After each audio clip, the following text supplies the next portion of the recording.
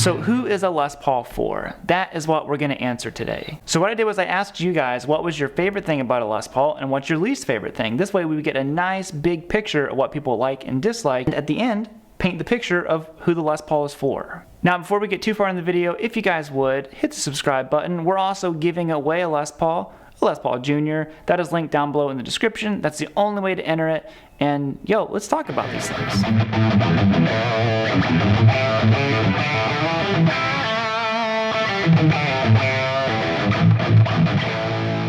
Let's start off by talking about some of the things that you guys said you really like about Les Pauls, and it's hopefully going to paint the picture for us of who the Les Paul is for. Now the first one was looks, and I think looks are extremely important because usually that's your first interaction with the guitar. I love the way a Les Paul looks. It looks super classic. It's one of the original, electric guitar designs. So if you don't like the way Les Paul looks, well, probably off the bat, it's probably not the guitar for you. Just starting that off right there. Now, another one of the big ones that people liked is, of course, the tone. Les Pauls have an incredible tone, a very iconic tone at that, and they just sound huge. They have this big sound. You hear a big old chord. If it makes you do the stank face, you're like, oh yeah, yep, that's good. That's what Les Pauls are. They're all stanky all the time. This is another one that kept coming up, was how easy a Les Paul is to play. Now Les Pauls are of course shorter scale length, so maybe if you have smaller hands, if you like using heavier gauge strings, this is a great option. A lot of people were talking about how they could use 11 gauge strings on a Les Paul. Different strings have different tones to them, so that is a huge benefit when it comes to a Les Paul, is the fact that you can use heavier gauge strings because of the scale length.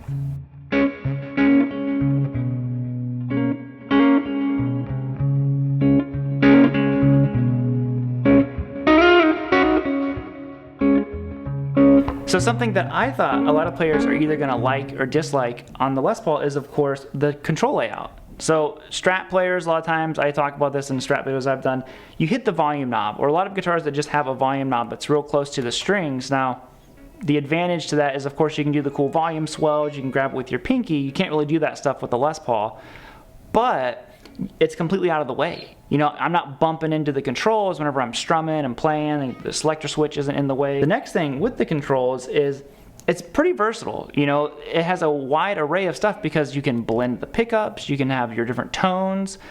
I've always liked that. I always wished on a Strat there was maybe like 2 volume knobs and 1 tone, but there's always 2 tone knobs. So I always liked that you had separate independent volumes. So I can have this one super loud and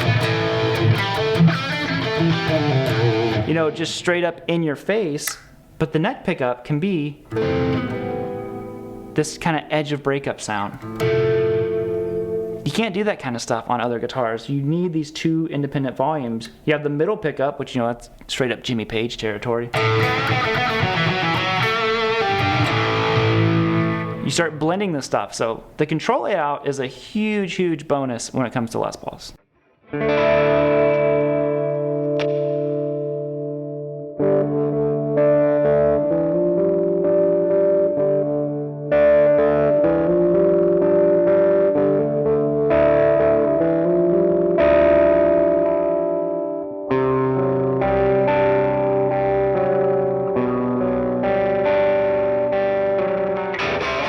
So before we move into the dislikes, I want to say that this is not an open floor to bash Gibson or anything. I'm not even talking about Gibson specifically. There's so many different brands that make single cut style Les Paul guitars. I'm just talking about the style of guitar in general. So the first thing that a lot of people mentioned that they did not like was, of course, the weight. This is the age-old thing. Les Pauls are typically pretty heavy. Some of the real old ones are light, but in general, these are heavy. This one is well over 10 pounds. It's a boat anchor, to say the least. It's a big old mama. That's all I'm saying. So let's move down to the headstock. Now this is another area of a lot of concern. We've all heard people talk about how weak the headstocks are. They're gonna break off. I had an SG the other day balancing on the amp behind me. It fell, didn't break the headstock. So maybe I just dodged a bullet, but I haven't experienced that issue, but I have seen a lot of people complain about the headstock's breaking. Now, while we're down here talking about the headstock, of course we got to mention tuning stability, always a concern with 3/3 headstocks like this. And I don't have these issues. I wind my strings, instead of winding them down in the tuning peg, I wind them up. It changes the break angle a little bit. So I don't have any of these tuning issues, but of course, throughout the years, it's always been mentioned that Les Pauls can't hold tune. I don't have those issues.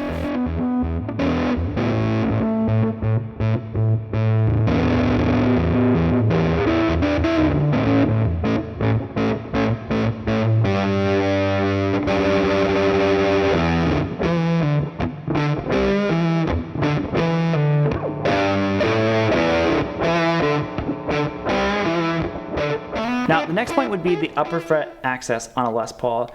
It is one of those things you really have to get used to. If you are a straight up shred machine, Les Paul might not be the best bet for you because up here, you kind of have to get used to angling your hand differently. I almost stop using my pinky when I'm up here on a Les Paul because my hands just don't fit up here very well. So that is totally an issue on any kind of Les Paul, not just Gibson's, anything at all. This style of guitar, you really have to get used to angling your fingers. Of course, there's guys who do it and rock at it. Zakk Wylde, Jimmy Page, all of them, but it is something for you to consider.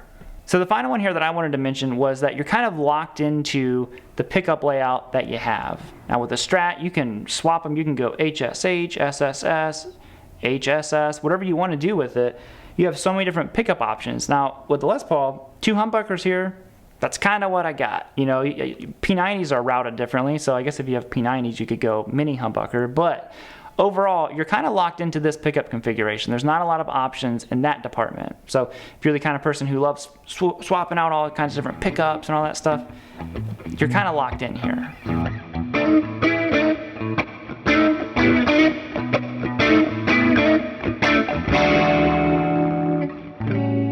So let's go ahead and wrap this up. Who is a Les Paul for? I think a Les Paul is for someone who wants a very big sound, wants to take up a lot of space, wants a guitar that's very easy to play, shorter scale length, easier to play, you can use heavier gauge strings, you can get away with a lot more.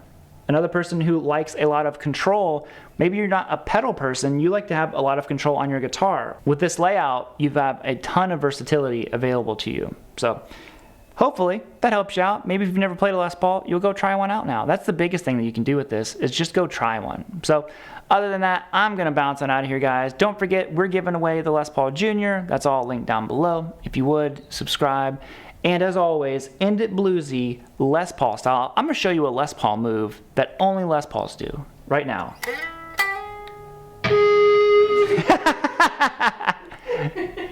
Please, please, please. This is the move I was trying to do. Stupid Les Paul let me down.